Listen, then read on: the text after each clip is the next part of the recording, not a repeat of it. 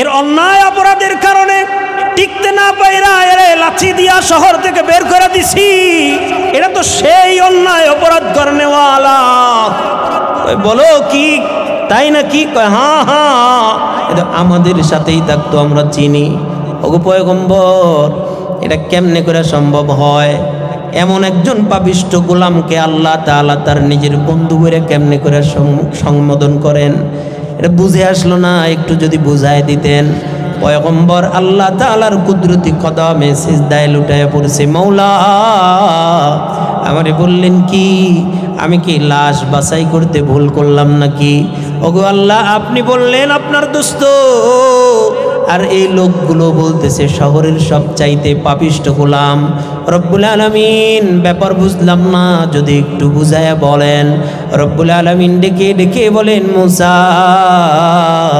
আমি আল্লাহ যা জানি তোমরা তা জানো না। সুবহানাল্লাহ। মুসা রে, আমি আল্লাহ যা জানি তোমরা তা জানো না, আল্লাহ একটু জানায়া দেন। রব্বুল আলামিন বলেন, পয়গম্বর তারা যায় না, না এই লোকটা হঠাৎ করে মৃত্যুর আগ মুহূর্তে ওর কাছে আজরাইল যাবে, তার আগ দিয়ে এই লোকটা হঠাৎ করে বারবার আমি দেখতেছিলাম অসহায়ের মতো ডান দিকে তাকায়, অসহায়ের মতো আবার বাম দিকে তাকায়, অসহায়ের মতো সামনে তাকায়, পিছনে তাকায়। আমি আমার গোলামের দিকে চায় রইছি, আমি দেখি ওর চোখের কোনা দিয়ে টপ টপ করে পানি পড়তেছে, ওর চোখের কোনা দিয়ে টপ টপ করে পানি পড়তেছে। হঠাৎ করে আমি মালিক রে একটা ডাক দিয়া বলছে, আল্লাহ তোমার কাছে মাপ চাওয়ার মতো আমার মুখ নাই, জীবনে এত অন্যায় এত অপরাধ করছি আল্লাহ, তোমার কাছে ক্ষমা চাওয়ার মতো মুখ আমার কাছে নাই, তোমার সামনে দাঁড়ানোর মতো মুখ আমার কাছে নাই। ওগো মাওলা, তবে আজকে আমি বুঝতে পারলাম তুমি ছাড়া এই দুনিয়ার জমিনে আমার আপন কেহই নাই, তুমি আমার আপন। কিন্তু কেমনে করে যে তোমার কাছে মাপ চাবো মাওলা, কিন্তু তারপরেও বলো কোথায় যাব? এই পৃথিবীর জমিনে হাজার হাজার লক্ষ লক্ষ মানুষ তোমার গোলাম আছে, এই লক্ষ গোলামের মধ্যে আমিও তো তোমার একজন গোলাম। হাজারো গোলাম এই দুনিয়ার জমিনে আছে, এই হাজারো গোলামের মধ্যে তো আমিও তো একজন তোমার গোলাম। মাওলা রে, তোমার দরবারে দরখাস্ত মাওলা, যদি আমারে ক্ষমা করে দিলে তোমার রাজত্বের কোনো কমতি হয়ে যায়, তাইলে আমারে মাফ করে দিও না। আমি চাই না আমার জন্য তোমার রাজত্বের কোনো ক্ষতি হয়ে যাক মাওলা। আমারে মাফ করে দিলে যদি তোমার রাজত্বের কোনো ক্ষতি হয়, যদি কোনো কমতি হয়, তাহলে আমারে মাফ করো না, আমারে জাহান্নামে দাও। কিন্তু মাওলা, যদি আমারে মাফ করে দিলে তোমার রাজত্বের কোনো ক্ষতি না হয়, তোমার রাজত্বের কোনো কমতি না হয়, তাইলে তুমি আমারে মাফ করে দাও। আমি বুঝি নাই, গুনাহ করে ফেলছি, এখন মনে হইতেছে তোমার সামনে কেমনে করে দাঁড়াবো, আমার এই গুনাহ মাখা মুখ নিয়ে তোমার সামনে কিভাবে আমি দাঁড়াবো। মাওলা, আমারে তুমি মাফ করে দাও। রব্বুল আলামিন ডেকে ডেকে বলে, পয়গম্বর, আমার এই গোলামটা বারবার এমন করে আমার কাছে কাকুতি আর মিনতি করতেছিল, এমন এমন ভাষা দিয়া আমারে ডাক দিছে, তার ভাষা শুই না আমি মাওলার রহমতের জরিয়ায় জোশ লেগে গেছে। শোনো মুসা ও পয়গম্বর, এমনভাবে ডাকছে আমি মাওলার রহমতের দরিয়ায় জোশ লেগে গেছে। কেননা আমি তো ঘোষণা করে দিছি, বান্দা যতই অন্যায় যতই অপরাধ কর, লা তাকনাতু মির রাহমাতিল্লাহ, আমার রহমত থেকে নৈরাশ হয়ো না, আমার রহমত থেকে নৈরাশ হয়ো না। মনে রাখো আমি আল্লাহ ক্ষমাশীল, আমি আল্লাহ গফুরুর রহিম। আমার কাছে কেউ মাপ চাইলে আমি আল্লাহ তারে মাফ করে দেই, আমার কাছে কেউ ক্ষমা চাইলে আমি আল্লাহ তারে ক্ষমা করে দেই। আমি আমার এই বান্দাটারেও ক্ষমা করে দিছি। শুধু ক্ষমা করছি তা না, পয়গম্বর শোনো, এই লোকটা যদি ওই সময় আমি মালিকের কাছে চাইতো, আল্লাহ এই গোটা দুনিয়ার জমিনের মধ্যে এই মুহূর্তে যত পাপিষ্ঠ আছে সবাইরে মাফ করে দাও, ও পয়গম্বর আমার ইজ্জতের কসম, আমার জালালিয়াতের কসম, আমার জাতের কসম, ও আমার দিলটা, আমার রহমত কুদরতের দিলটা এমন করে ছিনায় নিছি যে তখনকার সব মানুষের জন্য ক্ষমা চাইলেও আমি আল্লাহ তাআলা সব গুনাহগাররে ক্ষমা করে দিতাম। সুবহানাল্লাহ। রব্বুল আলামিন ডেকে ডেকে বলেন, এর কারণেই যত অন্যায় অপরাধ তোমার দ্বারা হয়েছে, হঠাৎ করে তুমি রব্বুল আলামিনের কথা স্মরণ করে ফেলছো, যাকারুল্লাহ, আল্লাহ তাআলার কথা স্মরণ হয়ে গেছে। ফাস্তাগফিরু লিযুনুবিহিম, নিজেদের নফসের উপর যে জুলুম করেছে এটার কারণে ইস্তেগফার করে ফেলছে, নিজের পাপের জন্য তওবা করে ফেলছে।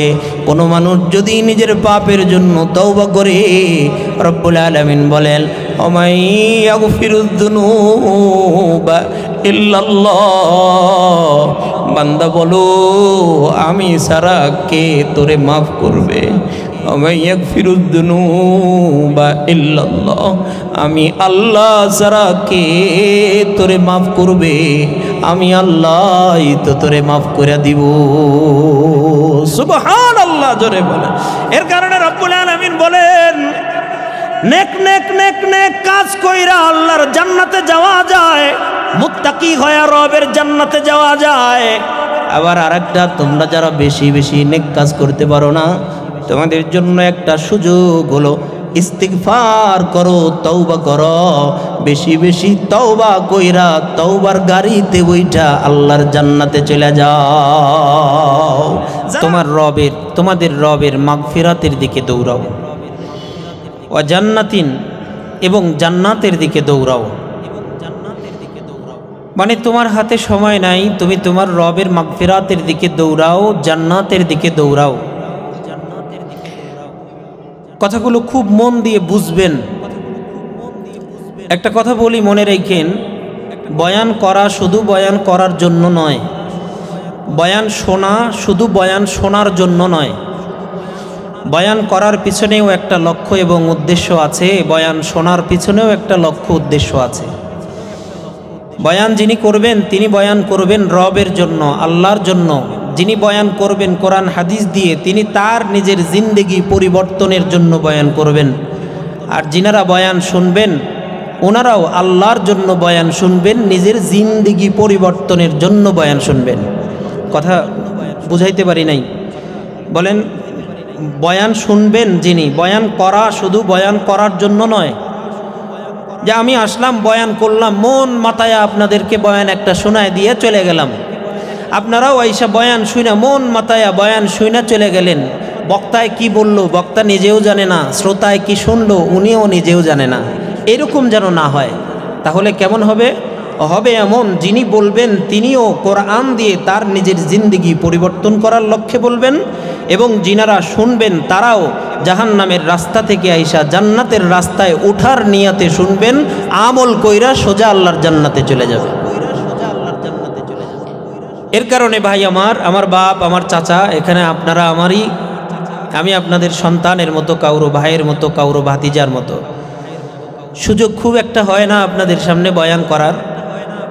আমি আমার সময়গুলোকে নষ্টও করতে চাই না, খুব মন দিয়ে আমার কথা শুনবেন, আল্লাহর ভাষা বুঝেন। রব্বুল আলামিন যেন বলেন, বান্দা দৌড়াও। আল্লাহ কোথায় দৌড়াবো?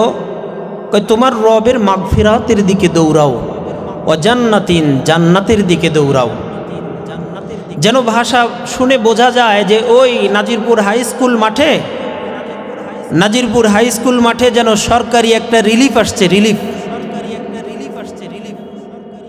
সরকার থেকে ঘোষণা হয়েছে যে দেখো, কুমারখালী পশ্চিম পাড়ায় যত মানুষ আছে, ঠিক আগামীকাল সকাল 10টায় যদি নাজিরপুর হাই স্কুল মাঠে উপস্থিত থাকতে পারো, তবে সাবধান, 10টার 1 মিনিটও 1 সেকেন্ডও উপার যাওয়া যাবে না। ঠিক 10টার ভিতরে যদি নাজিরপুর হাই স্কুল মাঠে উপস্থিত থাকতে পারো, তাহলে তোমাদেরকে সরকার থেকে একটা রিলিফ দেওয়া হবে। কি রিলিফ দিবেন? 5 কেজি চাউল, 10 কেজি গম? না না, এরকম না। তাহলে কি দিবেন? কয় বড় অঙ্কের কিছু দিবে সরকারে। আরে ভাই বলেন না কি দিবে? বলতেছে যারা ঠিক 10টায় উপস্থিত হতে পারবে তাদেরকে সরকার থেকে 5 কোটি টাকা করে রিলিফ দিয়ে দিবে। বলেন কয় কোটি? 5 কোটি। আপনার কাছে কি মনে হয় কুমারখালী পশ্চিম পাড়ার এরকম সংবাদ পাইলে পশ্চিম পাড়ার একজন মানুষও কি বাড়িতে থাকবে? ঠিক 10টার 1 সেকেন্ডও উপর গেলে কিন্তু এটা পাবা না। তবে আগে গেলে পারেই যাবার নিয়ে চলে আসবা, সমস্যা নাই কোনো। এখন এই কুমারখালী পশ্চিম পাড়া এখান থেকে একজন বের হইছে, ঘড়ির দিকে তাকায় দেখে 9:55 বাজে, এখন হাতে সময় আছে 5 মিনিট। এখন আপনার কাছে কি মনে হয় এই লোকটা কি হেঁটে হেঁটে ধীরে ধীরে রওনা দিবে নাকি সিরাসুটা দৌড়াবে? হ্যাঁ, দৌড়াবে না? আচ্ছা, পিছন থেকে কেউ এসে যদি তারে টাইনা ধরে, এই দাঁড়াও, তোমার পায়ে জুতা দেখি না ভাই, আমি কেবলই গতকালকে নাজিরপুর বাজার থেকে জুতা নিয়ে আসছি, আমার বাসা থেকে জুতাটা নিয়ে এসে তোমারে দেই, জুতা পরে যাও মিয়া, এত বড় অঙ্ক নিতে যাইতেছো, এত লম্বা টাকা নিবা, জুতা পরে যাও। তাহলে বলেন তো ওই লোকটার কথায় তিনি দাঁড়াবে না ওরে ধাক্কা দিয়ে ফালায় দাঁড় বেটা জুতা? ওখানে গেলে 5 কোটি টাকা, আর তুই কি এর জুতার কথা কস? কি এর জুতা মোতা? ওর কাপড় আছে কিনা এটাই তো দেখার টাইম নাই। কথা বলেন ঠিক না দোস্ত? কেন সময় নাই? বলবে সময় নাই, 5 মিনিট যাওয়া লাগবে অনেক দূর, সে দৌড়ায় চলে যাবে। রব্বুল আলামিনও যেন বলতেছে বান্দা সময় নাই, তাড়াতাড়ি দৌড়াও, তাড়াতাড়ি দৌড়াও। কোথায় দৌড়াবো আল্লাহ? রব্বুল আলামিন বলেন ইলা মাগফিরাতিম মির রাব্বিকুম, বান্দা দৌড়াও তোমার রবের মাগফিরাতের দিকে দৌড়াও। ওয়া জান্নাতিন, জান্নাতের দিকে দৌড়াও, জান্নাতের দিকে দৌড়াও। রব্বুল আলামিন যেন বুঝাইতে চায় গোলাম, দুনিয়ার সম্পদ একটু বেশি হইলেই মানুষ তার জন্য পাগল হয়ে যায়, কিন্তু আমি এমন এক সম্পদের কথা বলি রে, যে সম্পদ দুনিয়ার কোনো সম্পদের মতো নয়। এমন এক সম্পদের দিকে তোদেরকে দৌড়াইতে বলি গোলাম, এটা দুনিয়ার কোনো সম্পদের মতো নয়। দুনিয়ার সম্পদের শুরু হয় আবার শেষও হয়। পৃথিবীর জমিনের যত সম্পদ আছে কোনো সম্পদ স্থায়ী হয় না, সব সম্পদ অস্থায়ী। দুনিয়ার জমিনের যত সম্পদ আছে সব সম্পদ অস্থায়ী। আরে আমরা আমাদের চোখেও দেখা যায়, সকালবেলার বাদশারে রব্বুল আলামিন বিকেলবেলা হাতের ভিতরে ভিক্ষার থালা ধরায়া দেয়। জোরে কন না তাইলে, বলেন না আরো জোরে কন, ঠিক না? সকালবেলার বাচ্চারে রব্বুল আলামিন বিকেলবেলা হাতের ভিতরে ভিক্ষার থালা ধরায়া দিতে পারে, আবার বিকেলের বাচ্চারে সকালবেলা ভিক্ষার থালা ধরায়া দেয়। আবার বহু মানুষ এমন দেখছো, বহু মানুষ এমন দেখতে পাইবেন, সকালবেলার ফকির রে রব্বুল আলামিন বিকেলবেলা বাদশা বানায়া দেয়। দুনিয়ার সম্পদের কোনোই মূল্য নাই, দুনিয়ার সম্পদের কোনোই মূল্য নাই। এর কারণে রব্বুল আলামিন ডেকে ডেকে বলে বান্দা এই দুনিয়ার সম্পদের দিকে নয়, এমন একটা সম্পদের দিকে দৌড়াও যেই সম্পদ কোনো দিন অস্থায়ী হয় না, যেটা চিরস্থায়ী। সুবহানাল্লাহ। এমন এক জান্নাতের দিকে দৌড়াও, এমন এক জান্নাত। আল্লাহ কেমন জান্নাত! রব্বুল আলামিন নিজেই বলেন এটা এমন জান্নাত, এমন জান্নাত যেই জান্নাত আরদুহাস সামাওয়াতু ওয়াল আরদ। আল্লাহু আকবার, জোরে বল। রব্বুল আলামিন বলেন আরদুহাস সামাওয়াতু ওয়াল আরদ। গোলাম রে এটা এমন জান্নাত যেই জান্নাত আসমান জমিনের চাইতেও বড়, আসমান জমিনের চাইতেও বড় জান্নাত।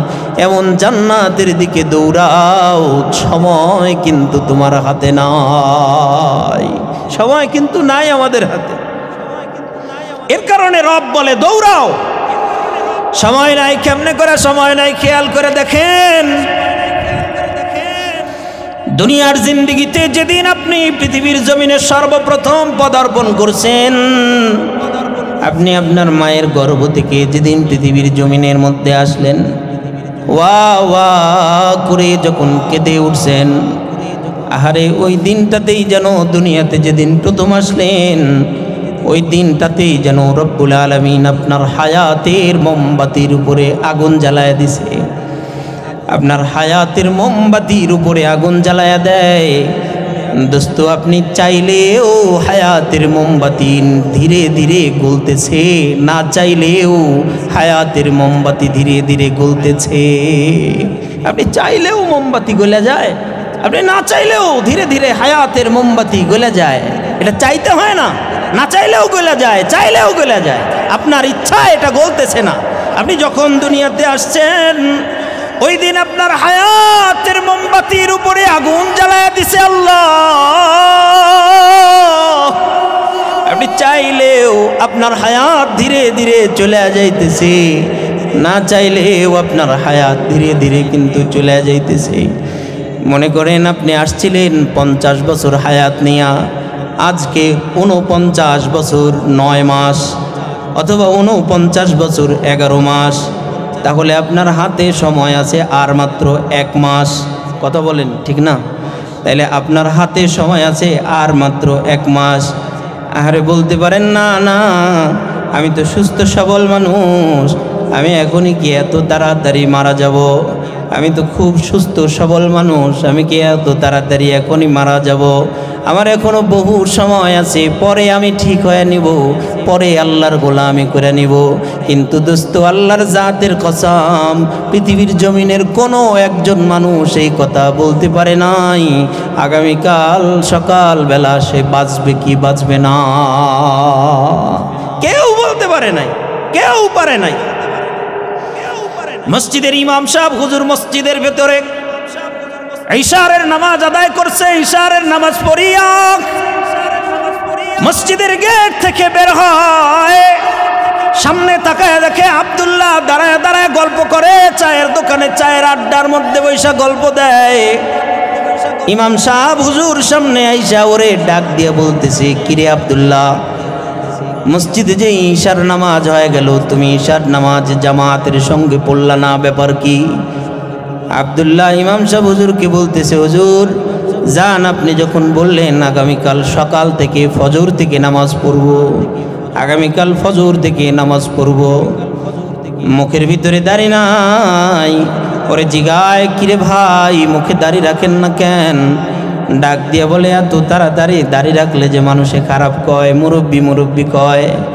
রাখবো, ছেলেটারে আগে বিবাহ দিয়ে নই, মেয়েটাকে আগে বিবাহ দিয়ে নেই। ছেলে মেয়ে বিবাহ দিলে ধীরে ধীরে যখন বয়স হবে তারপরে মুখে দাড়ি রাখবো, এই কথা বলে দেয়। কিন্তু আল্লাহর জাতের কসম দোস্ত, আমার বাপ, আমার চাচা, আমার নওজোয়ান যুবক রে, আল্লাহর জাতের কসম করে বলি, বহু মানুষ এই কথা বলছিল, ছেলেরে বিবাহ দিয়া মেয়েরে বিবাহ দিয়া তারপরে নামাজ ধরবো, তারপরে মুখে দাড়ি রাখবো, তারপরে ইসলামের জন্য লড়বো, তারপরে দ্বীনের পথে ফিরে আসবো। আল্লাহর জাতের কসম, বহু মানুষ এমন বলছে, কিন্তু ছেলের বিয়ে ছেলের জায়গায় রয়ে গেছে, মেয়ের বিবাহ আজও হয় নাই। ছেলে ছেলের জায়গায়, মেয়ে মেয়ের জায়গায়। কিন্তু যে লোকটা বলছিল বিবাহ দেওয়ার পর ফিরে আসবো, আল্লাহর জাতের কসম এমন বহু মানুষ আজকে কবরের বাসিন্দা। জোরে জোরে কোন কথা ঠিক না? ডাক দিয়ে বলছে, হুজুর ফজরের নামাজ আগামীকাল থেকে ফজরের নামাজ পড়বো, আগামীকালকে থেকে নামাজ পড়বো, এই কথা বহু মানুষ বলছে। ইমাম সাহেব হুজুর তার মতো গিয়া বাসায় ঘুমায়, আর আব্দুল্লাহ গিয়া তার মতো বাসায় ঘুমায়। আল্লাহর জাতের কসম, এমন বহু আব্দুল্লাহ বলছিল, কিন্তু সময় পায় নাই। ওই যে রাত্রিবেলায় ঘুমাইছে, ওর জিন্দিগিতে আর কোনোদিন ফজর হয় না। আর জীবনে কোনোদিন ফজর আসে নাই, কথা জোরে আওয়াজ দিয়ে বলেন এমন আছে না নাই? তাহলে বলেন তোর সময় আছে না দৌড়ানো লাগবে? এর কারণে রব্বুল আলামিন বলেন ওয়াসারিউ ইলা মাগফিরাতিম মির রাব্বিকুম ওয়া জান্নাহ, গোলাম দৌড়াও দৌড়াও দৌড়াও, সময় নাই সময় নাই। তুমি নিজেও জানো না তোমার হায়াতের মোমবাতি পুড়তে পুড়তে কত দূর পুড়ে গেছে, তুমি নিজেও জানো না। এর কারণে তাড়াতাড়ি দৌড়াও তাড়াতাড়ি দৌড়াও তাড়াতাড়ি দৌড়াও। আহারে রব্বুল আলামিন বলেন ওই জান্নাতের দিকে দৌড়াও। এটা দুনিয়ার সম্পদের মতো নয়, এটা এমন এক জান্নাত রে যেটা আরদুহাস সামাওয়াতু ওয়াল আরদ, এটা আসমান জমিনের চাইতেও বড় জান্নাত, আসমান জমিনের চাইতেও বড় জান্নাত। ওই জান্নাতের দিকে দৌড়াও। আরে বুঝাইতে পারি না তো, বুঝাইতে তো পারি না, খুব মন দিয়ে বুঝেন। মনে করেন এই জায়গায় 5 কোটি টাকা রাখছি আমার ডান পাশে, 5 কোটি টাকা রাখছি ডান পাশে, মনে ধরেন এই জায়গায় 5 কোটি টাকা রাখলাম, আর বাম পাশে রাখছি আসমান জমিনের চাইতেও বড় জান্নাত, এই বাম পাশে রাখছি। আপনারা সত্যি করে বলেন তো কোনটার দিকে দৌড়াইবেন, 5 কোটি টাকার পিছনে নাকি জান্নাতের পিছনে? আন্দাজে কইেন না, জোরে কন, আরো জোরে বলেন। যদি দেখায় রাখি এখানে 5 কোটি টাকা রাখলাম আর এখানে রাখলাম জান্নাত, তাহলে বলেন কোনটার পিছনে দৌড়াইবেন? কিন্তু ঈমানের সাথে বলেন তো কোনটার পিছনে দৌড়াই? হ্যাঁ, টাকার পিছনে দৌড়াই। এর কারণে রব্বুল আলামিনের সতর্কতা, গোলাম ওয়াসারিউ, এটার পিছনে নয় জান্নাতের পিছনে দৌড়াও। যদি দেখতে পাইতা কেমন জান্নাত, তাইলে একটা সিজদায় লুটায় পড়তা আর জিন্দেগিতে মাথা উঠাইতা না। যদি বুঝতে পারতা, তবে সাবধান, মনে রেখো এই জান্নাত আমি বানাইছি, এই যে এত বিশাল নাজ নিয়ামতে পরিপূর্ণ এক জান্নাত বানাইছি, আমার এই জান্নাতে যে কেউ চাইলেই যাইতে পারবে না। এই জান্নাত যার তার জন্য বানাই নাই। রব্বুল আলামিন আপনি তাইলে এই জান্নাত কার জন্য বানাইছেন মাওলা? একটু বলেন না। রব্বুল আলামিন দেখে দেখে বলে হ্যাঁ গোলাম, আমি আমার জান্নাত বানাইছি এক প্রকারের মানুষের জন্য, এক ক্যাটাগরির মানুষের জন্য। আল্লাহ আপনি কার জন্য জান্নাত বানাইছেন? রব্বুল আলামিন ডেকে ডেকে বলে উইদ্দাত লিল মুত্তাকিন, বান্দায় আমি আমার জান্নাত বানাইছি শুধুমাত্র মুত্তাকি যারা হবে তাদের জন্য। আমি আমার জান্নাত বানাইছি মুত্তাকিদের জন্য। জোরে সবাই, কেউ মুখ বন্ধ করে রাখবেন না, সবাই উঁচু আওয়াজে বলেন এ জান্নাত আল্লাহ কার জন্য বানাইছে?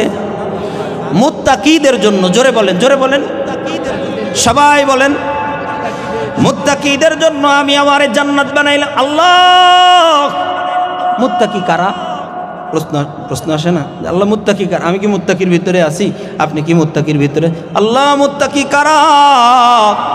রব্বুল আলামিন পরের আয়াতে নিজেই তাফসীর করে মুত্তাকিদের তাফসীর।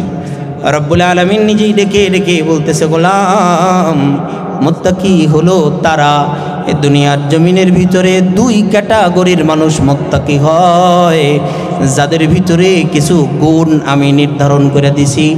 এই এই এই এই গুণে যারা গুণান্বিত হবে, এই গুণগুলো যাদের ভিতরে থাকবে, আমি আল্লাহ ঘোষণা করে দিলাম গোলাম এই গুণগুলো তোমরা দুনিয়ার জমিনের ভিতরে তোমাদের জিন্দেগিতে লয় আইবা, আর আমি আসমানে বৈশা তোমাদের নাম মুত্তাকিদের খাতায় উঠায়া দিব। সুবহানাল্লাহ। এখন আমি একটা একটা করে গুণের কথা বলবো কোরআন শরীফ থেকে, কোরআন থেকে একটা একটা করে গুণের কথা বলবো, আর আপনি আপনার জিন্দেগিতে মিলাবেন, আমি আমার জিন্দেগিতে মিলাবো যে আমার ভিতরে এটা আছে না নাই। আপনি আপনার সাথে মিলাবেন আপনার ভিতরে আছে না নাই। আমি আগেই বলছি আমার বাপ, বয়ান করা শুধু বয়ান করার জন্য নয়, বয়ান শোনা শুধু বয়ান শোনার জন্য নয়, আমলের জন্য। কথা বলেন ঠিক না? এবার আসেন তো রব্বুল আলামিন নিজেই তাফসীর করেন। আল্লাহ রাব্বুল আলামিন বলে, ও গোলাম, মুত্তাকি হইল তারা। আল্লাহ কারা? রব্বুল আলামিন বলেন, আল্লাযীনা ইউনফিকুনা ফিস সাররাই ওয়াদ দাররা ওয়াল কাযিমিনাল গায়য ওয়াল আফিনা আনিন নাস ওয়াল্লাহু ইউহিব্বুল মুহসিনিন।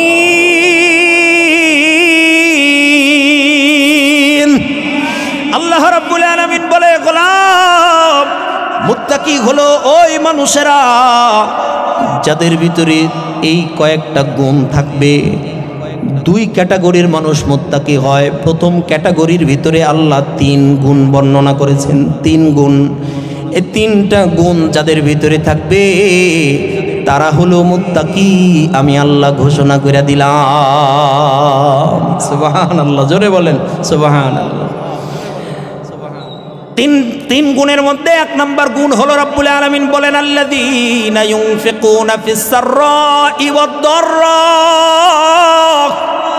বান্দা শোনো, দুনিয়ার জমিনের ভিতরে এমন কিছু মানুষ আছে যারা তাদের ভিতরে গুণ নিয়ে আসবে। 1 নম্বর গুণ হলো, খুব মন দিয়ে শুনেন, সচ্ছল অবস্থায়, অসচ্ছল অবস্থায়, আবার বলি, সচ্ছল অবস্থায়, অসচ্ছল অবস্থায় যারা আল্লাহর রাস্তায় দান করে, আবার সচ্ছল অবস্থায়, অসচ্ছল অবস্থায় যারা আল্লাহর রাস্তায় দান করে।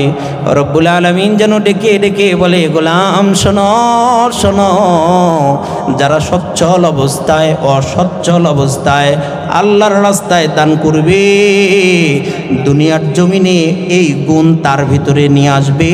কোন গোলাম তার জিন্দেগিতে এই গুণ নিয়ে আসবে, আর আমি আল্লাহ ওয়াদা দিলাম, আসমানে আমি আল্লাহ তার নাম মুত্তাকিদের খাতায় উঠায়া দিব। সুবহানাল্লাহ সুবহানাল্লাহ সুবহানাল্লাহ। বলেন 1 নাম্বার কি গুণ? সচ্ছল অসচ্ছল অবস্থায় কার রাস্তায়? আল্লাহর রাস্তায়। এখন আপনি আপনার দিকে একটু খেয়াল করেন তো, আমাদের সমাজের দিকে একটু তাকান। কয়েক ক্যাটাগরির মানুষ হয়, লম্বা সময় নাই, এর কারণে সংক্ষিপ্ত করে শুধু বলে যায়। কয়েক ক্যাটাগরির মানুষ হয়, এর মধ্যে 1 নাম্বার ক্যাটাগরি এরকম কিছু মানুষ আছে, যখন অবস্থা একটু ভালো থাকে, ব্যবসা বাণিজ্য যখন ভালো, পকেটের অবস্থা যখন ভালো, তখন তার কাছে গিয়ে যদি কেউ বলে, ভাই মাদ্রাসার জন্য কিছু নিতে আইছি, যদি পারেন আল্লাহর রাস্তায় কিছু দিয়ে দেন। পকেটের অবস্থা ভালো থাকলে তখন কয়, হ্যাঁ আসো কিছু নিয়ে যাও। আবার যখন ব্যবসা বাণিজ্য ভালো না, যখন পকেটের অবস্থা ভালো না, তখন তার কাছে গেলেই ডাক দিয়া কয়, এখন আইসো না, পরে আইসো, আমার পকেটের অবস্থা ভালো না। বলেন আছে না নাই? এই সংখ্যা কম না বেশি? এই সংখ্যা, আমার কথা বুঝতেছেন না আপনারা? তাহলে জোরে বলেন, এ সংখ্যা কম না বেশি? এই সংখ্যা বেশি। কিন্তু রব্বুল আলামিন ডেকে ডেকে বলে, গোলাম, আমি তো তোরে 1 লোকমা খানা হইলেও তো আমি আল্লাহ তোরে খাওয়াই। সুবহানাল্লাহ। আল্লাহ তাআলা বলেন, কিরে, আমি যে 1 লোকমা খানা হইলেও তো তোরে খাওয়াই। যখন তুমি সচ্ছল অবস্থায় থাকো, তখনও পেট পুরে আমি আল্লাহ 3 বেলা তোরে খাওয়াই। আবার যখন অসচ্ছল অবস্থায় থাকো, তখনও তো আমি আল্লাহ তোরে পেট পুরে 3 বার খাওয়াই। তবে মনে রাখো, আমি আল্লাহ যারে না খাওয়াই, ঘরের ভিতরে হাজারো রকমের খাদ্য থাকলেও মুখ দিয়ে পেটের পাকস্থলিতে যায় না। হাজারো খাদ্য থাকলেও পাকস্থলিতে, পেটের ভিতরে খাবার যায় না। আমি রব খাওয়াই যাদেরকে, তাদেরই কেবল যায়। সুবহানাল্লাহ, জোরে বলেন। কে খাওয়ায়? জোরে বলেন, কে খাওয়ায়? আল্লাহই বলতেছে, কিরে, আমি তো তোদেরকে 1 লোকমা হইলেও খাওয়াই, কিন্তু যখন তোমার পকেটের হালত ভালো না, তখন কেন তুমি বলো এখন না পরে? রব্বুল আলামিন ডেকে ডেকে বলেন, আল্লাযীনা ইউনফিকুনা ফিস সাররাই ওয়াদ দাররা। গোলাম, 1 নাম্বার মুত্তাকিদের গুণ গুণ হলো কোনো মানুষ যখন সচ্ছল অবস্থায় থাকবে অসচ্ছল অবস্থায় থাকবে উভয় হালতে রব্বুল আলামিনের রাস্তায় দান করে দিবে। আল্লাহ তাআলা যেন ডেকে ডেকে বলে গোলাম তুমি এই গুণ তোমার ভিতরে নিয়ে আসবা, আর আমি ওয়াদা করলাম আসমানে তোমার নামটা আমি মুত্তাকিদের খাতায় উঠায়া দিব। সুবহানাল্লাহ সুবহানাল্লাহ। আবু হুরায়রা রাদিয়াল্লাহু তাআলা আনহু থেকে বর্ণিত একটা হাদিস মনে আসছে, বলে ফেলি। আবু হুরায়রা রাদিয়াল্লাহু তাআলা আনহু বলেন, শোনো হাবিবে কিবরিয়া সরকার আমাদেরকে বললেন, জানো নবীজি একদিন বসা এমন অবস্থায় সাহাবায়ে কেরামদের দিকে লক্ষ্য করে আল্লাহর নবী ডেকে ডেকে বলতেছে, রে আমার কলিজার টুকরা সাহাবীরা, শোনো শোনো, এই মুহূর্তে আমি নবীজি জানতে পারলাম আল্লাহর একজন গোলাম আল্লাহর রাস্তায় 1,00,000 দিরহাম দিয়ে দিছে।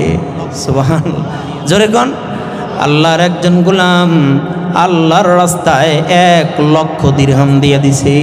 তবে মজার বিষয় হলো এই আমার সাহাবীরা আরেকজন আল্লাহর গোলাম আল্লাহর রাস্তায় 1 দিরহাম দিছে। এখন ব্যাপারটা হলো যেই লোকটা 1,00,000 দিরহাম দিছে আর যেই লোকটা 1 দিরহাম দিছে, এই উভয় জনের ভিতর থেকে রব্বুল আলামিন 1 দিরহাম যেই লোক দান করছে আল্লাহর রাস্তায়, আল্লাহ তাআলা তার দানটা বড় পছন্দ কইরা ওই লোকটারে মালিক তার নিজের প্রিয় পাত্র বলে ঘোষণা করে দিছে। সুবহানাল্লাহ। সাহাবায়ে কেরামদের ভিতর থেকে একজন ডাক দিয়ে বলে, ইয়া রাসূলুল্লাহ, ইয়া হাবিবাল্লাহ, ওগো পয়গম্বর, জানতে বড় মন চায়, জানতে বড় মন চায় 1,00,000 দিরহাম আল্লাহর রাস্তায় দেওয়ার পরেও 1 দিরহাম যিনি দিলেন তিনি রবের প্রিয় পাত্র হয়ে গেলেন, কারণটা কি? আল্লাহর নবীজি ডেকে ডেকে বলে, আমার কলিজার টুকরা সাহাবীরা, যেই লোকটা 1,00,000 দিরহাম দিছে আল্লাহ তাআলা তারে অঢেলো সম্পত্তি দান করছে, অঢেলো সম্পত্তি দিছে, অঢেলো সম্পত্তির ভিতর থেকে 1,00,000 দিরহাম দিছে। আর যেই লোকটা 1 দিরহাম দান করছে ওর পকেটের ভিতরে ছিলই মাত্র 2 দিরহাম, 2 দিরহামের ভিতর থেকে 1 দিরহাম দিছে, কিন্তু দিছে আল্লাহর জন্য। আর যে 1,00,000 দিছে তার দিলের ভিতরে একটু উল্টা পাল্টা থাকার কারণে রব্বুল আলামিন ওর 1 দিরহামটা এত পছন্দ করছে যে রব নিজে তারে নিজের প্রিয় পাত্র বলে ঘোষণা করে দেয়। সুবহানাল্লাহ। তাহলে বলেন তো আমরা সচ্ছল অসচ্ছল অবস্থায় আল্লাহর রাস্তায় দিব কি দিব না? জোরে বলেন। আমি নিয়ত করছি, আমি পাক্কা নিয়ত করছি যে আমি সচ্ছল অবস্থায় অসচ্ছল অবস্থায় যে হালতেই থাকি না কেন আমি আল্লাহর রাস্তায় দিতেই থাকবো, দিতেই থাকবো আমার যা আছে তার ভিতর থেকে। আরে ভাই, আমি মাঝে মাঝে বলি সারা বাংলাদেশে, আমি মাঝে মাঝে বলি 1 মুষ্টি চাউল হইলেও তো দিতে পারবা, বলেন ঠিক না? 1 মুষ্টি 100 টাকা পকেটে আছে, 2 টাকা তো দিতে পারবো কি? জোরে কর না। 2 টাকা দিতে পারবো না 100 টাকার থেকে? আল্লাহ কি বলছে 100 টাকার ভিতর 90 টাকা দাও? তা তো বলে নাই। আল্লাহ চাইছে দিবা, তুমি কতটুকু দিবা এটা তোমার ব্যাপার, তবে যা দিবা অন্তর থেকে দিবা। অল্পের বদৌলতে রব্বুল আলামিন প্রিয় পাত্র হিসেবে ঘোষণা করে দিবে। শুধু তাই নয়, মনে রাখো, অল্পের বদৌলতে রব্বুল আলামিন মুত্তাকিদের খাতায় নাম উঠায়া দিবে। আর আল্লাহ বলেন, উইদ্দাত লিল মুত্তাকিন, জান্নাত বানাইছি আমি মুত্তাকিদের জন্য। সুবহানাল্লাহ। এটা পারবো তো ইনশাআল্লাহ। 2 নম্বর গুণ রব্বুল আলামিন বলেন, ওয়াল কাযিমিনাল গায়জ, ওয়াল কাযিমিনাল গায়জ, ওয়াল কাযিমিনাল গায়জ। বান্দারে, দুনিয়ার জমিনের ভিতর থেকে 2 নম্বর এই গুণ তুমি অর্জন করবা। ওয়াদা দিলাম তুমি তোমার ভিতরে এই গুণ নিয়ে আসবা, আর আমি মাওলা আসমানে তোর নাম মুত্তাকিদের খাতায় উঠায়া দিব। 2 নম্বর গুণ হলো রব্বুল আলামিন বলে, যখন প্রচণ্ড গোসা হয়ে যায়, যখন প্রচণ্ড তোমার রাগ হয়ে যাবে, এই রাগটাকে আল্লাহর জন্য নিয়ন্ত্রণ করে ফেলবা। বলেন তো আমাদের রাগ আছে না নাই? নিয়ন্ত্রণ করার মানুষের বড় অভাব। রাগ আছে, রাগ উঠা গেলে আর নিয়ন্ত্রণ হয় না। দুই প্রতিবেশী ঝগড়া লাইগা গেছে, ওই বাড়ির এক ছেলে এই বাড়ির আরেক ছেলে, দুইজন মাঝখানে বের হইছে। বাবা এই মাথাটা বের করে দিয়া কয় কি হয়েছে রে? কয় আব্বা ও আমারে বকা দিছে। কয় তাই কি এখন কি হচ্ছে? কয় ঝগড়া লাগায় আমার লগে ঝগড়া করতেছে।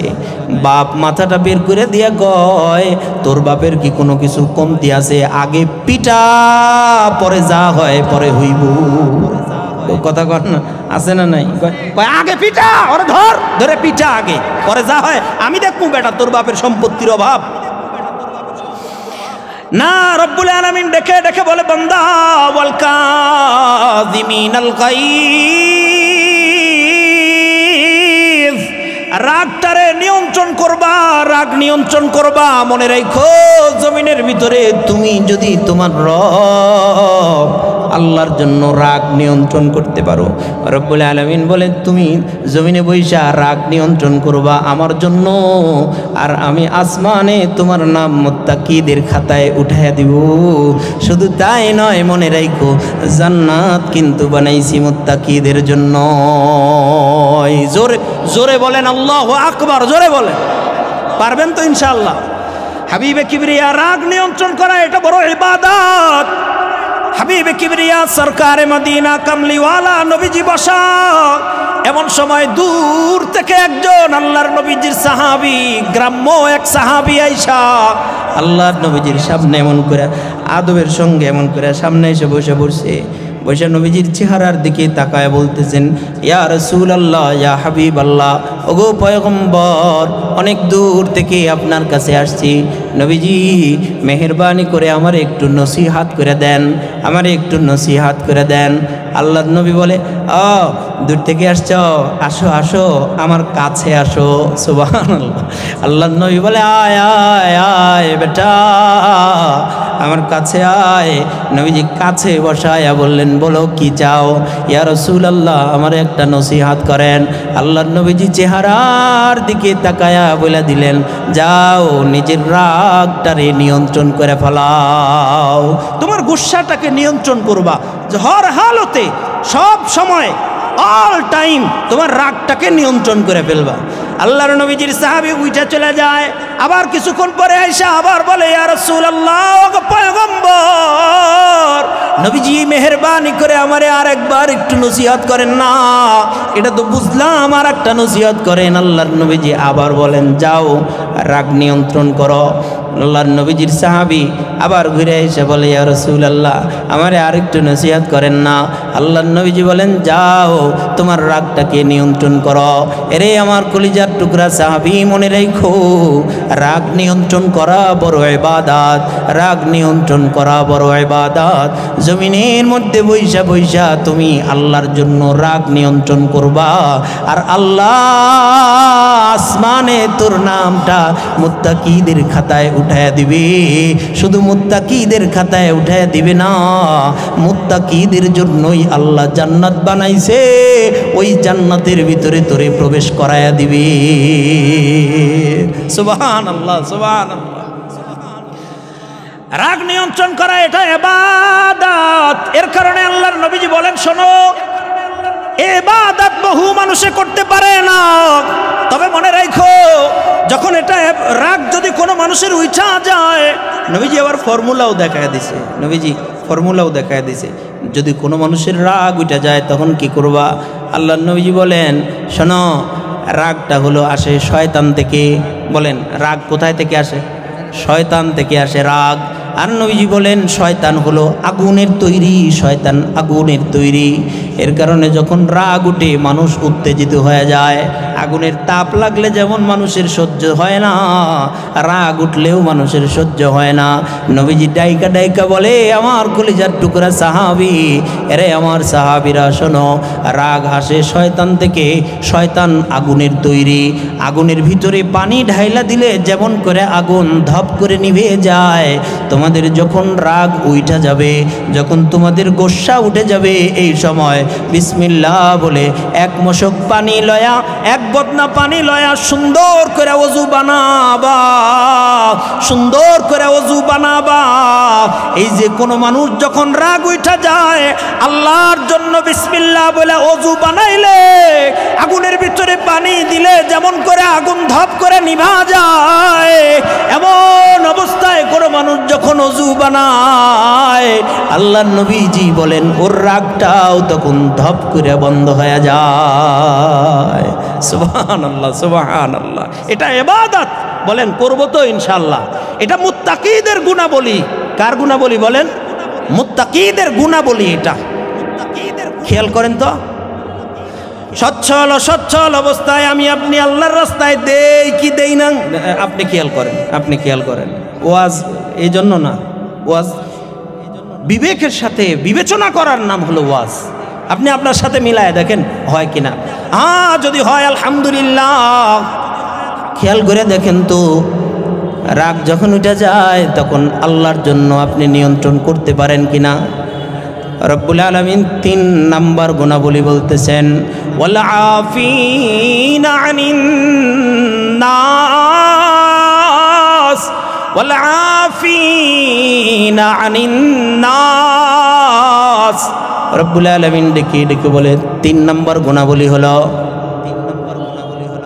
দুনিয়ার জমিনের তোমারে বহু মানুষ তোমারে কষ্ট দিয়েছে, বহু মানুষ তোমারে দুঃখ দিয়েছে, তোমার প্রতিবেশী তোমারে ঠকায়, তোমার ভাই তোমারে ঠকায়, তোমার বোন তোমারে ঠকায়, তোমার দোস্ত বন্ধু আহবাব তোমারে ঠকায়, সবাই তোমার সঙ্গে প্রতারণা করে, সবাই তোমারে দুঃখ দেয়, যন্ত্রণা দেয়, কষ্ট দেয়, তোমার বন্ধু বান্ধব মিলা তোমারে কষ্ট দেয়। যখন সব মানুষও তোমারে কষ্ট দিবে, তুমি চোখটা বন্ধ কইরা আল্লাহ তাআলারে বলবে, আল্লাহ যা যা যা, তোদেরকে আমি আমার আল্লাহর জন্য ক্ষমা করে দিলাম। 5 বছর আগে একজন দুঃখ দিছে, 10 বছর আগে একজন দুঃখ দিছে, এখনো মনের মধ্যে পুষতেছে। বলেন তো আছে না নাই? হ্যাঁ বলেন না, আছে না নাই? 10 বছর আগে একজন কষ্ট দিছে, যন্ত্রণা দেয়। আরে 10 বছর ওই ছোটবেলায় একজন দুঃখ দিছে, যন্ত্রণা দিছে, এখন পর্যন্ত মনে রাখছে ছোটবেলায় আমারে কষ্ট দিছিল, দুঃখ দিছিল, যন্ত্রণা দিছিল। হঠাৎ করে মনে হয়ে যায়, রব্বুল আলামিন বলে না না, তুমি শুধু তোমার অন্তরের ভিতরে এটা নিয়ে আসবা, যা আল্লাহর জন্য মাফ করে দিলাম, যাও যাও রবের জন্য মাফ করে দিলাম। আল্লাহ রব্বুল আলামিন বলে, গোলাম এমন করে যদি তুমি মানুষদেরকে ক্ষমা করে দিতে পারো, আমি আল্লাহ ঘোষণা দিলাম আসমানে তোমার নামটা আমি মুত্তাকিদের খাতায় উঠাইয়া দিব। সুবহানাল্লাহ, সুবহানাল্লাহ। দিবেন তো ইনশাআল্লাহ? মানুষদেরকে ক্ষমা করে দিবেন তো? হাত তুলেন, হাত তুলেন, উঁচু করেন, হাত উঁচু করেন, হাত উঁচু করেন। চোখটা নিচের দিকে দিয়া একটু চোখটা বন্ধ করে ফেলেন, মাথাটা নিচের দিকে দিয়া চোখ বন্ধ করেন। চোখ বন্ধ করে নিয়ে খেয়াল করে দেখেন তো, জীবনে কত মানুষ আপনারে কষ্ট দিছে, কত মানুষ আপনারে দুঃখ দিছে, আমারে কত মানুষ দুঃখ দিছে, কত মানুষ যন্ত্রণা দিছে। আমি আমার রবের জন্য, আমার নামটা মুত্তাকিদের খাতায় উঠানোর জন্য, আমি আমার আল্লাহর জন্য আমার সব ভাইদেরকে আমি মাফ করে দিলাম। বলেন হে আল্লাহ, বলেন বলেন হে আল্লাহ, আমাকে যারা কষ্ট দিয়েছে আমি সবাইকে মাফ করে দিলাম। জোরে জোরে বলেন, সবাইকে মাফ করে দিলাম। অন্তর থেকে বলছেন তো ইনশাল্লাহ? ইনশাল্লাহ অন্তর থেকে বলছেন তো? হাত নামান। রব্বুল আলামিন ডেকে ডেকে বলে, গোলাম অন্তর থেকে যদি কথা বলতে পারো, ওয়াল আফিনা আনিন নাস, আমি অন্তর থেকে মানুষদেরকে মাফ করে দিলাম, এ কথা যদি তুমি বলতে পারো, আল্লাহর জন্য মাফ করলাম। রব্বুল আলামিন বলে, গোলাম তুমি দুনিয়ায় বৈশা বৈশা আল্লাহর জন্য মানুষদেরকে ক্ষমা করে দিবা, আর আমি আসমানে তোমার নামটা মুত্তাকিদের খাতায় উঠাইয়া দিব। সুবহানাল্লাহ। বলেন জোরে আওয়াজ দিয়ে বলেন, জান্নাত আল্লাহ কাদের জন্য বানাইছে? কিন্তু এই যে এই গুণগুলো থাকা লাগবে। রব্বুল আলামিন ডেকে ডেকে বলেন, আল্লাহু ইউহিব্বুল মুহসিনিন,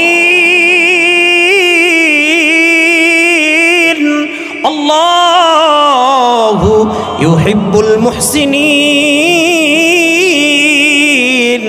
আল্লাহ রাব্বুল আলামিন ডেকে ডেকে বলে, গোলাম মনে রাখো, সৎকর্মশীল যারা এ দুনিয়ায় আমার আল্লাহ ওই সৎকর্মশীলদেরকে বড় ভালোবাসে। আমার আল্লাহ ওই সৎ কর্মশীলদেরকে বড় ভালোবাসে। দুনিয়ার জমিনের ভিতরে যারা সৎকর্মশীল, এই ভালো ভালো কাজ যারা করে, আল্লাহ তাআলা এই ভালো ভালো কাজ করনেওয়ালাদেরকে বড় মহব্বত করে। জোরে কোন সুবহানাল্লাহ।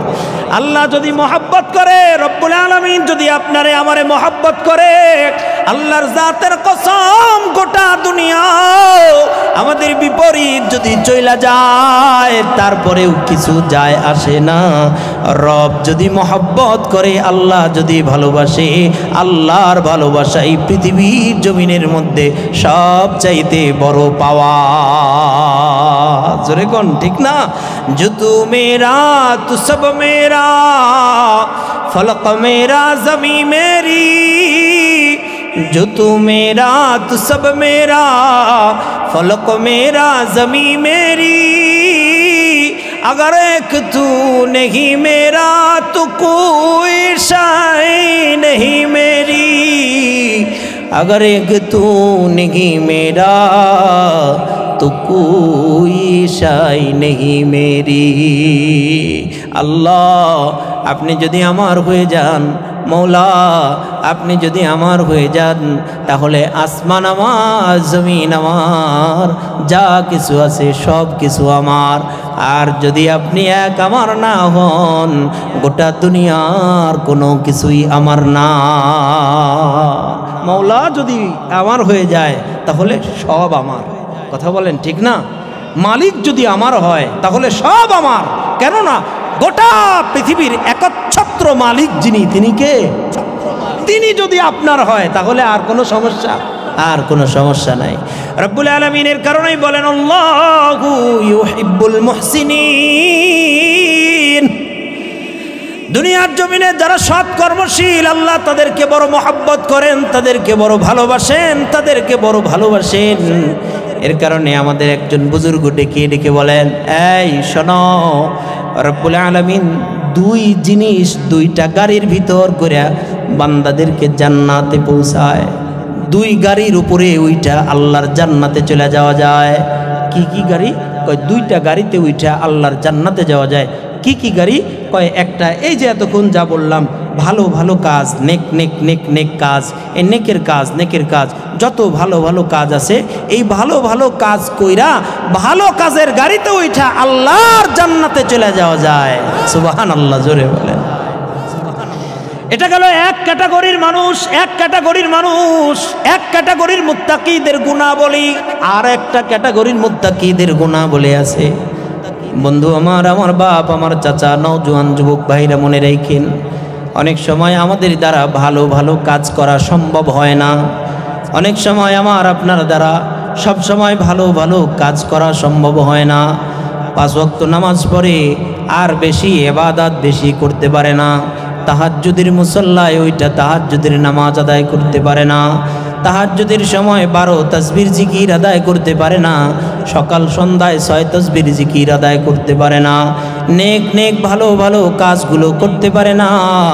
দিন কায়েমের পিছনে চেষ্টা করতে পারে না। অনেক সময় এমন সুন্দর সুন্দর কাজ আছে যেগুলো করতে পারে না। সবাই আল্লাহর রাস্তায় বের হয়ে যায়, উনি আল্লাহর রাস্তায় বের হইতে পারে না। সবাই দিন কায়েমের চেষ্টা করতেছে, উনি দিন কায়েমের চেষ্টায় অংশগ্রহণ করতে পারতেছে না। তবে সমর্থন করে, সাথে তাকে চেষ্টা করেও যাইতে পারে না। অনেক সময় ইশরাকের নামাজ আদায় করতে পারে না, আওয়াবিনের নামাজ আদায় করতে পারে না, চাষতের নামাজ আদায় করতে পারে না। সকাল সন্ধ্যায় আল্লাহ তাআলার নাম ধরে ধরে জিকির করতে পারে না।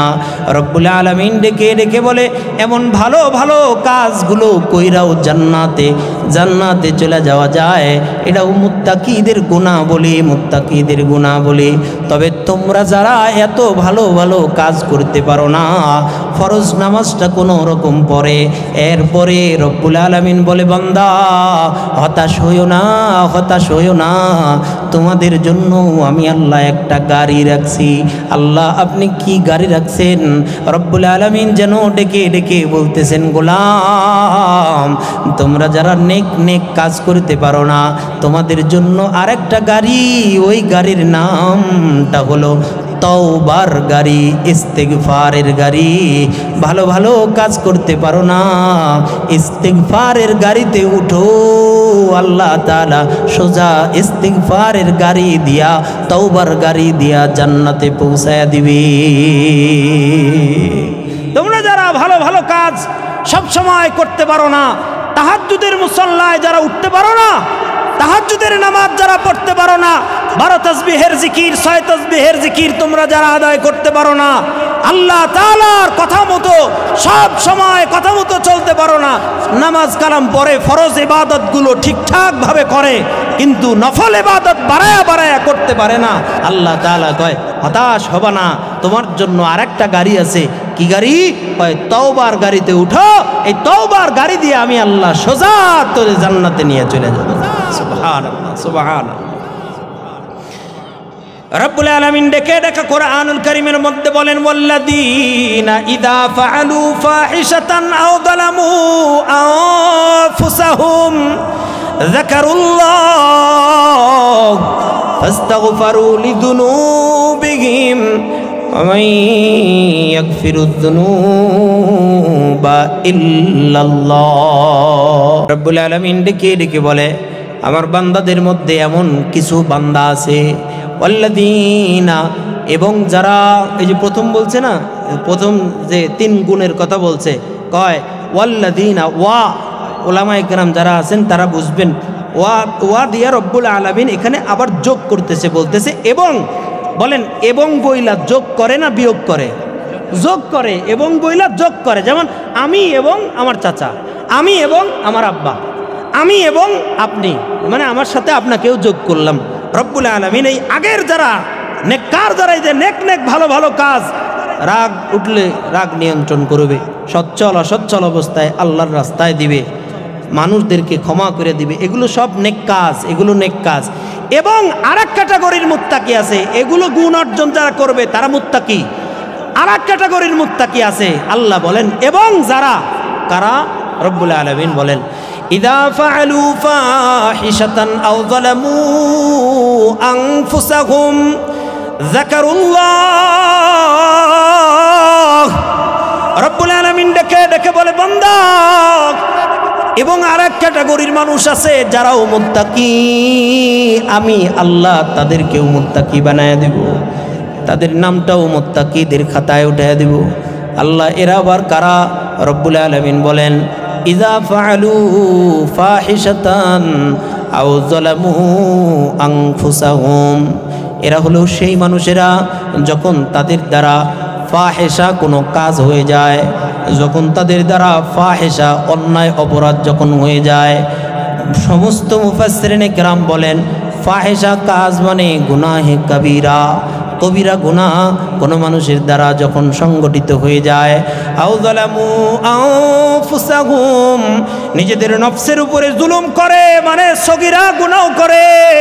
কবিরা গুনাহ যখন কোনো মানুষের দ্বারা হয়ে যায়, সগীরা গুনাহ যখন কোনো মানুষের দ্বারা হয়ে যায়, যাকারুল্লাহ, যখন গুনাহ হয়ে যায় তখন হঠাৎ করে রব্বুল আলামিনের কথা স্মরণ হয়ে গেছে।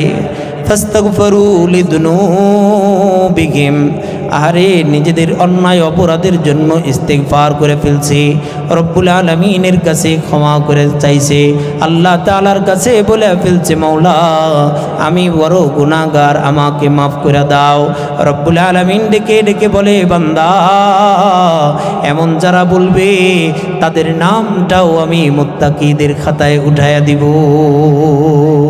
সুবহানাল্লাহ, জোরে বলেন। আগের কাজগুলো করা আমার আপনার দ্বারা অনেক সময় কঠিন হয়ে যায়, কিন্তু পরের কাজটা কোনো কঠিন না। এবার একটু কথা খুব মন দিয়ে শুনেন। রব্বুল আলামিন যেন আমারে আর আপনারে একটা গোল্ডেন অপরচুনিটি দিচ্ছেন। সুবর্ণ এক সুযোগ আমারে আপনারে দিলেন। রব্বুল আলামিন ডেকে ডেকে বলতেছেন, ওরে গোলাম, ওয়াল্লাযীনা ইযা ফাআলু ফাহিশাতান আও যালামু আনফুসাহুম, যখন তোমার দ্বারা গুনাহে কবিরা হয়ে গেছে, যখন গুনাহে সগীরা হয়ে গেছে, আরে খেয়াল করে দেখেন তো নিজের জিন্দগিতে আমার আপনার দ্বারা কত গুনাহে কবিরা হয়েছে। আমি আপনি জানি না, নিজের অজান্তে শিরকের মতো গুনাহ আমার আপনার দ্বারা হয়ে গেছে। আমি আপনার জানার বাইরে গিয়া শিরকের মতো গুনাহ করে ফেলছেন। আমি আপনার দ্বারা কত কবিরা গুনাহ হয়, জীবনে কতবার নেশা করছে, নেশা করা কবিরা গুনাহ, নিজের ভুলে নফসের ধোকায় শয়তানের ওয়াসওয়াসায় পড়ে মদ খায় ফেলছে, কবিরা গুনাহ। নিজের জিন্দগির শয়তানের ওয়াসওয়াসায় নফসের ধোকায় পড়ে গাঞ্জা খায় ফেলছে, কবিরা গুনাহ করে ফেলছে। আহারে শয়তানের ধোকায় পড়ে জিনা করে ফেলছে, কবিরা গুনাহ করে ফেলছে। আহারে একটু আমি আপনি আমার আপনার জিন্দগির দিকে একটু খেয়াল করে দেখেন তো বাবা, জীবনে কত অন্যায় কত অপরাধ আমার আপনার দ্বারা হয়েছে। পিছনের জিন্দগির দিকে যদি একটু খেয়াল করেন, খেয়াল করে দেখবেন জীবনে কত গুনাহ আমার আপনার দ্বারা হয়েছে। আমার আপনার গুনার খবর যদি মানুষে জানত, তাহলে আমারে আপনারে সমাজের ভিতরে বসবাস করতে মানুষে দিত না। এমন গুনাহ গোপনে গোপনে আমার আপনার দ্বারা হয়েছে। যদি আপনার গোপন গুনাহ ফাঁস হয়ে যাইত, হয়তো আপনার সন্তান আপনারে বাবা বলে ডাক দিত না। যদি আপনার গোপন গুনাহ ফাঁস হয়ে যাইত, হয়তো বা আপনারে আপনার সন্তান মা বলে ডাক দিত না। এত অন্যায় এত অপরাধ আপনার দ্বারা হয়েছে।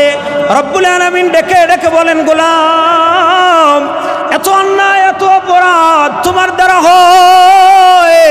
ইযা ফাআলু ফাহিশাতান, আমি যে কথাগুলো বলতেছিলাম আপনাদের আমার কথা কি বুঝে আসতেছে? সবাই বলেন বুঝে আসতেছে? আমি সোজা কোরআনুল করিম থেকে এবং হাদিসে নববী থেকে বাইরে একটা শব্দও বলি নাই, শুধু কোরআন এবং হাদিস থেকে আপনাদের সামনে কথা বলতেছি। ভাই আমার, আমি যেটা বলতেছিলাম এটা একটু পরে নেই, এটা একটু রাখেন। আমি যেটা বলতেছিলাম, দ্বিতীয় ক্যাটাগরির মুত্তাকি সেই মানুষ যারা নিজেদের জিন্দেগিতে গুনাহে কবিরা করছে, গুনাহে সগীরা করছে। আপনি বলেন তো আমাদের জিন্দেগিতে গুনাহে কবিরা সগীরা আমাদের জানা না জানা, ইচ্ছায় অনিচ্ছায়, বলেন তো আছে না নাই? আছে। আমাদের সবার জিন্দেগিতে গুনাহে সগীরা কবিরা আছে।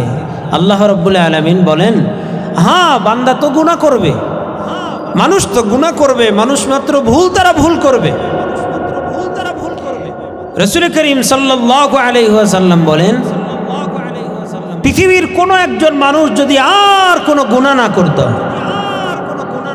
পৃথিবীর কোনো মানুষ যদি আর কেউ একটাও গুনাহ করে না, তাইলে আল্লাহ রাব্বুল আলামিন পৃথিবীর সমস্ত মানুষকে শেষ করে দিয়ে আবার নতুন এমন একটা জাতি আল্লাহ তাআলা দুনিয়াতে পাঠাইতেন, যারা গুনাহ করবে আবার রবের কাছে মাপ চাবে, যারা গুনাহ করবে আবার আল্লাহকে বলবে, আল্লাহ আমারে মাফ করে দেন, মাওলা আমারে মাফ করে দেন, আমি গুনাহগার, আপনি আমাকে ক্ষমা করে দেন। সুবহানাল্লাহ, সুবহানাল্লাহ। গুনাহর ক্ষমা চায় এ মানুষদেরকে রব্বুল আলামিন বড় পছন্দ করেন। গুনাহের মাপ চায় এ মানুষদেরকে আল্লাহ তাআলা বড় পছন্দ করেন। এর কারণে রব্বুল আলামিন বলেন, ওই শ্রেণীর মানুষেরাও মুত্তাকি যারা সগীরা গুনাহ করে ফেলছে, কবিরা গুনাহ করে ফেলছে। এই সগীরা কবিরা গুনাহ করার পরে হঠাৎ করে একদিন যাকারুল্লাহ, আল্লাহ তাআলার কথা স্মরণ হয়ে গেছে। বহু মানুষ আমরা এমন আছি, গুনাহের সাগরের মধ্যে হাবুডুবু খাইতে খাইতে হঠাৎ করে একদিন বুঝে আসে, না না, এই দুনিয়ায় তো আমাদের থাকার জায়গা না, দুনিয়া থেকে আমরা চলেই তো যাব। যেহেতু চলেই যাব, এই গুনাহ মাখা মুখ নিয়া কেমনে রব্বুল আলামিনের সামনে দাঁড়াবো? এই গুনাহ মাখা শরীর নিয়ে রবের সামনে কোন মুখ নিয়ে দাঁড়াবো? না না, দাঁড়াইতে পারবো না। তাহলে কি করা যায়? গুনাহগুলো রব্বুল আলামিনের কাছে মাফ নিয়ে যায়। এমন সময় রব্বুল আলামিনকে বলেন, আল্লাহ আপনি আমাকে মাফ করে দেন, রব্বুল আলামিন আপনি আমাকে ক্ষমা করে দেন। কোনো একজন মানুষ যদি এমন করে রব্বুল আলামিনকে বলে, আল্লাহ আপনি আমারে মাফ করে দেন, দুই চোখের কোনা দিয়ে টপ টপ করে পানি চলে আসছে, তো রব্বুল আলামিনের পয়গম্বর কয়, কোনো একজন মুজরিম গোলামের চোখের কোনা দিয়ে যদি এক ফোঁটা পানি নাকের আগায় আসার আগেই আমার আল্লাহ তাআলা তার জিন্দেগির সব গুনাহ মাফ করে দেয়। সুবহানাল্লাহ। মুনাব্বিহ রাহমাতুল্লাহি আলাইহি এক ওয়াকিয়া বর্ণনা করতেছেন, ছোট্ট একটা ওয়াকিয়া, এটা বলেই শেষ করে দিচ্ছি। ছোট্ট একটা ওয়াকিয়া। বনি ইসরাইলের সময় এমন একজন মুজরিম গোলাম ছিলেন, এমন একজন পাপিষ্ঠ গোলাম, এমন একজন মুজরিম, এক গুনাহগার, এক গোলাম, একজন লোক এমন ছিল, তার গুনাহের কারণে এলাকার ভিতরে মানুষজন টেকা বড় মুশকিল হয়ে যায়।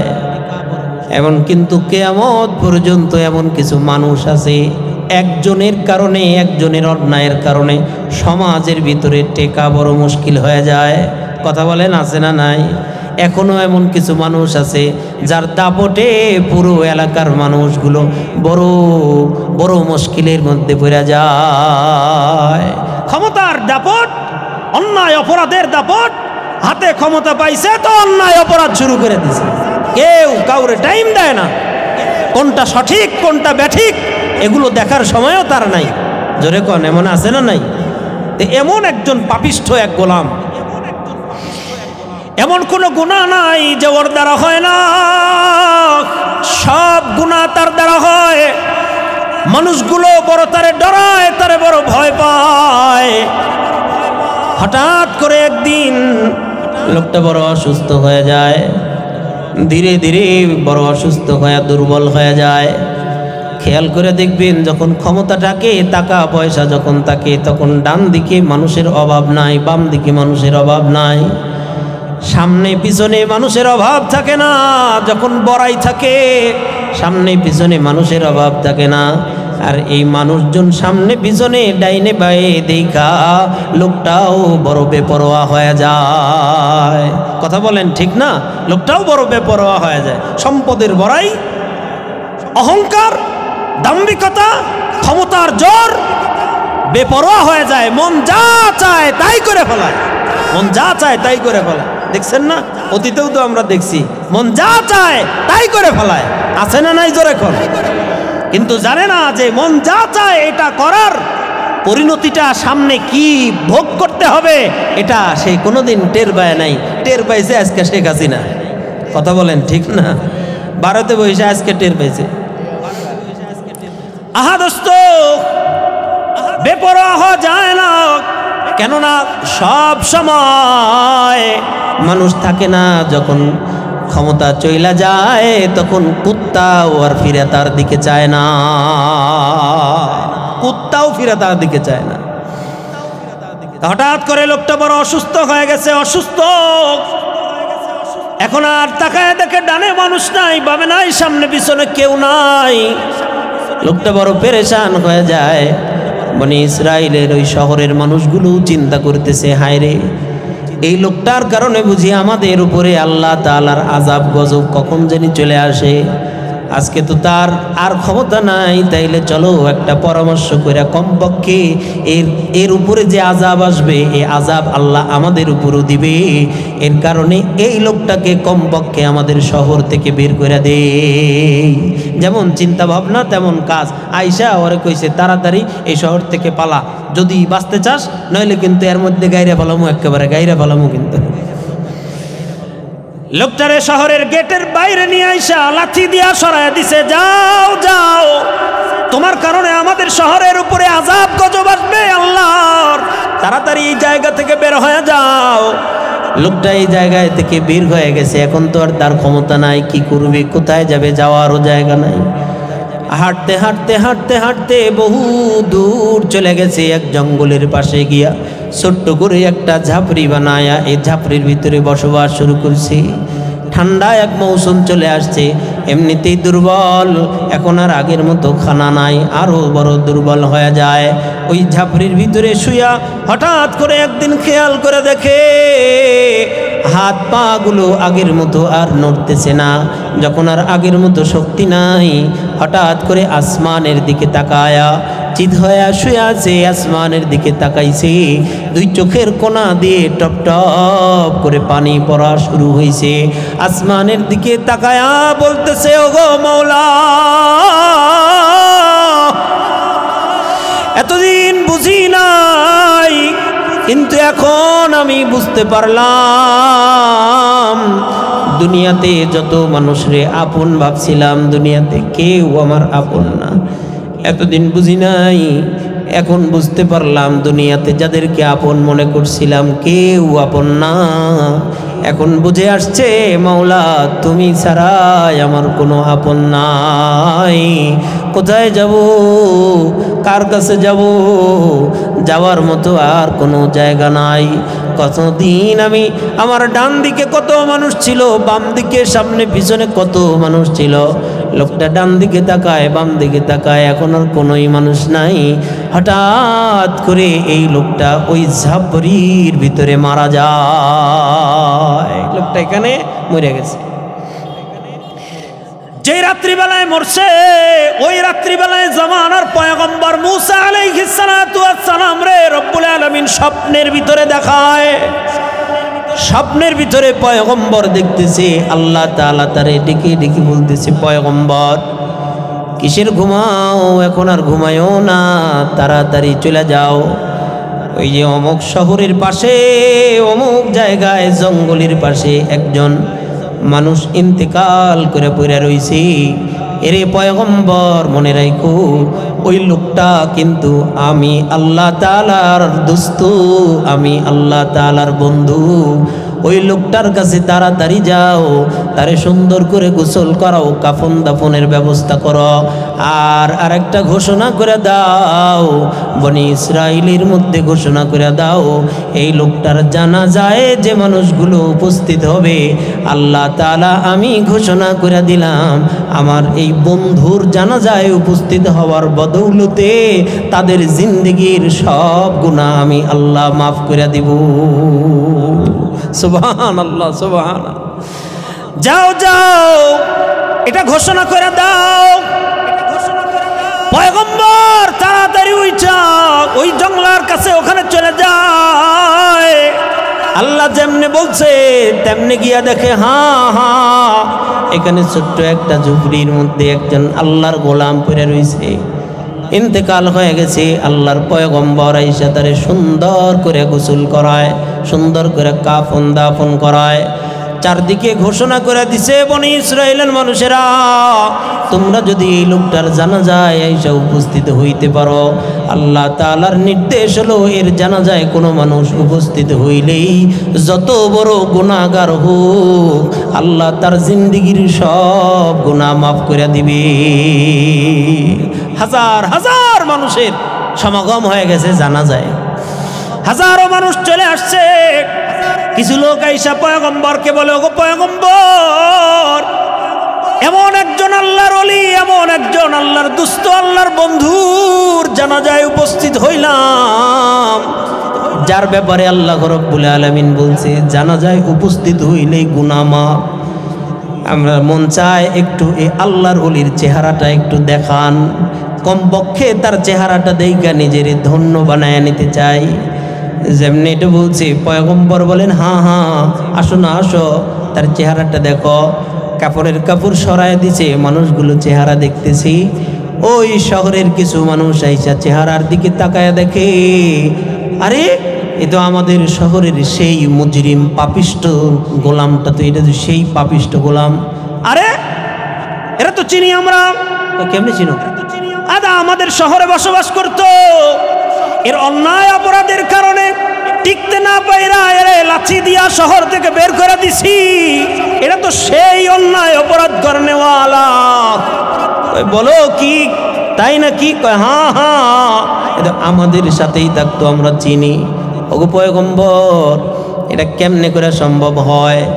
এমন একজন পাপিষ্ঠ গোলামকে আল্লাহ তাআলা তার নিজের বন্ধু করে কেমনে করে সম্বোধন করেন? এটা বুঝে আসলো না, একটু যদি বুঝায় দিতেন।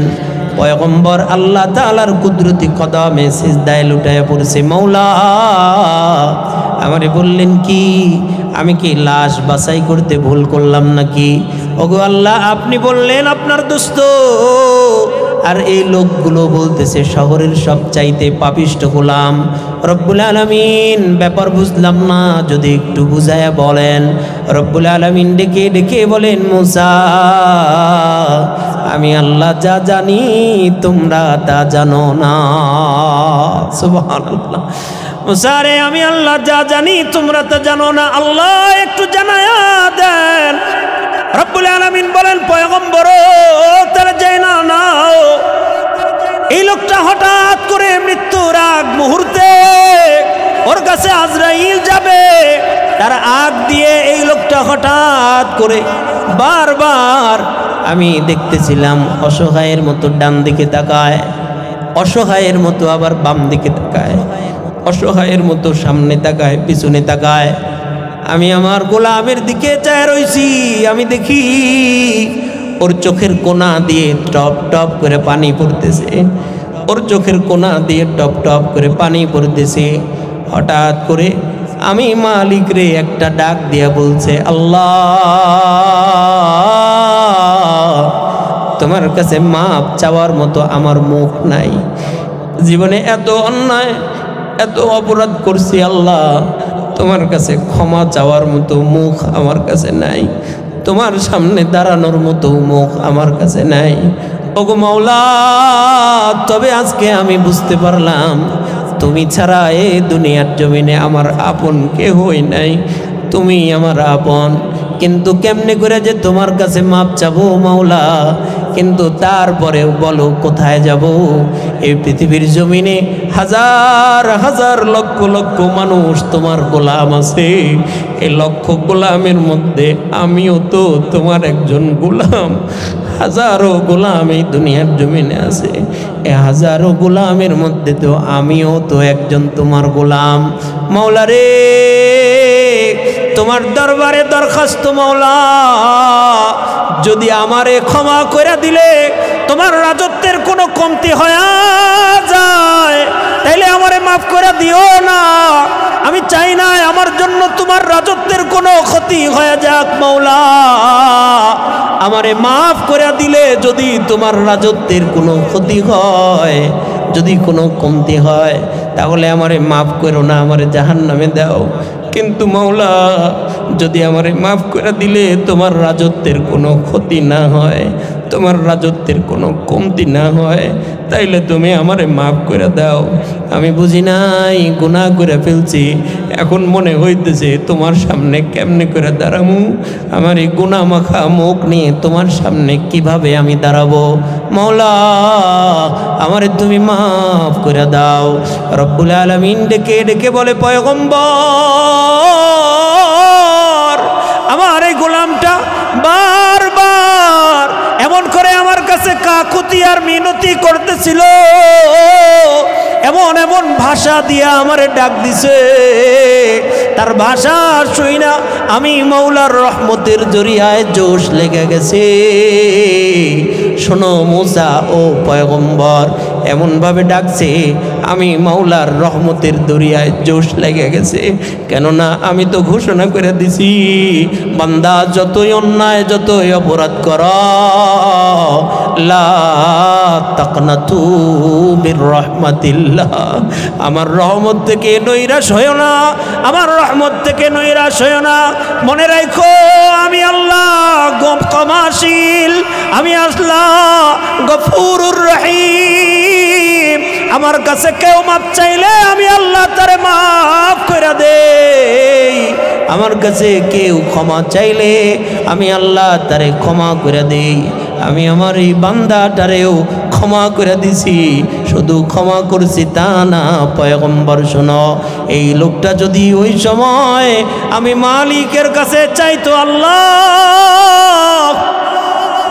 এই গোটা দুনিয়ার জমিনের মধ্যে এই মুহূর্তে যত পাপিষ্ঠ আছে সবাইরে মাফ করে দাও, ও পয়গম্বর আমার ইজ্জতের কসম, আমার জালালিয়াতের কসম, আমার জাতের কসম, ও আমার দিলটা, আমার রহমত কুদরতের দিলটা এমন করে ছেনায় নিছি যে তখনকার সব মানুষের জন্য ক্ষমা চাইলেও আমি আল্লাহ তাআলা সব গুনাহগাররে ক্ষমা করে দিতাম। সুবহানাল্লাহ। রব্বুল আলামিন ডেকে ডেকে বলেন, এর কারণেই যত অন্যায় অপরাধ তোমার দ্বারা হয়েছে, হঠাৎ করে তুমি রব্বুল আলামিনের কথা স্মরণ করে ফেলছো, যাকারুল্লাহ, আল্লাহ তাআলার কথা স্মরণ হয়ে গেছে। ফাস্তাগফিরু লিযুনুবিহিম, নিজেদের নফসের উপর যে জুলুম করেছে এটার কারণে ইস্তেগফার করে ফেলছে, নিজের পাপের জন্য তওবা করে ফেলছে। কোনো মানুষ যদি নিজের পাপের জন্য তওবা করে, রব্বুল আলামিন বলেন, ওমাই ইয়াগফিরুয যুনুবা ইল্লাল্লাহ, বান্দা বলো আমি ছাড়া কে তোরে মাফ করবে? ওমাই ইয়াগফিরুয যুনুবা ইল্লাল্লাহ, আমি আল্লাহ ছাড়া কে তোরে মাফ করবে? আমি আল্লাহই তো তোরে মাফ করে দিব। সুবহানাল্লাহ, জোরে বলেন। এর কারণে রব্বুল আলামিন বলেন, নেক নেক নেক নেক কাজ কইরা আল্লাহর জান্নাতে যাওয়া যায়, মুত্তাকি হয়ে রবের জান্নাতে যাওয়া যায়। আবার আরেকটা, তোমরা যারা বেশি বেশি নেক কাজ করতে পারো না, তোমাদের জন্য একটা সুযোগ হলো ইস্তিগফার করো, তওবা করো, বেশি বেশি তওবা কইরা তওবার গাড়িতে বইটা আল্লাহর জান্নাতে চলে যাও। যারা তওবা করবে, ইস্তিগফার করবে, এদের নামটাও আল্লাহ মুত্তাকিদের খাতায় উঠায়া দিবে। জোরে কোন সুবহানাল্লাহ, আরো জোরে বলেন আল্লাহু আকবার। ভাই, ভালো কাজ তো সব সময় করতে পারি না, কিন্তু তওবা তো করতে পারবো।